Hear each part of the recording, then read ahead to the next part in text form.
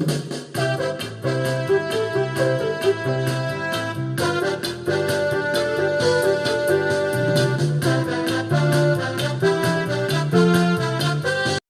मुलांनो, तुमच्या आवडत्या संजय सरांच्या गोष्टींच्या शाळेत तुमचं मनपूर्वक स्वागत.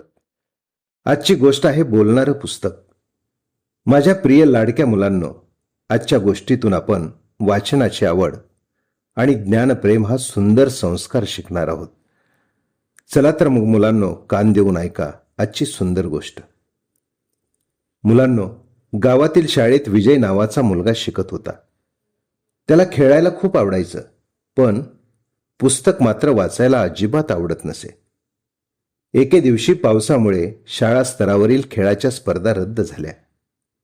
त्यामुळे मुलं ग्रंथालयात गेली. ग्रंथपाल म्हणून काम करणारे शिक्षक सर्व विद्यार्थ्यांना म्हणाले, आज प्रत्येकाने एक पुस्तक निवडायचं आणि मन लावून वाचायचं बरं का. विजयने मात्र मनाविरुद्ध एक पुस्तक घेतलं. त्या पुस्तकाचं नाव होतं जंगलातील साहस.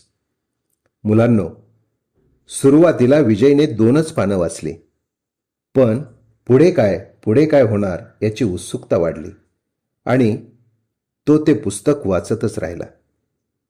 घरी गेल्यावरही त्याने पुस्तक वाचून पूर्ण केलं. दुसऱ्या दिवशी तो उत्साहाने आपल्या आजीला म्हणाला, आजी, त्या मुलाने जंगलातून सुटका कशी केली माहितीये? आजी हसल्या आणि म्हणाल्या, बाळा, पुस्तक बोलत नाही असं वाटतं, पण ते वाचणाऱ्याशी मनाने बोलतं. विजयला हे वाक्य खूप आवडलं. मुलांनो, विजयने दर आठवड्याला एक पुस्तक वाचण्याचा संकल्प केला. काही दिवसांनी त्याच्या बोलण्यात नवीन शब्द आले, कल्पना वाढल्या आणि अभ्यासात रसही वाढला. गुरुजींनी विचारलं, विजय, तुझ्यात एवढा बदल कसा झाला? तो हसून म्हणाला, मला एक बोलणारं पुस्तक भेटलं. सगळे हसले. गुरुजी म्हणाले, पुस्तकं आपल्याला रोज नवीन काहीतरी शिकवत असतात. ते आपल्यावर कधीही रागवत नाहीत.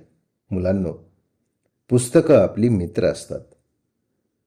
मुलांनो, त्या दिवसापासून शाळेतील सर्व विद्यार्थी मन लावून पुस्तकं वाचू लागले.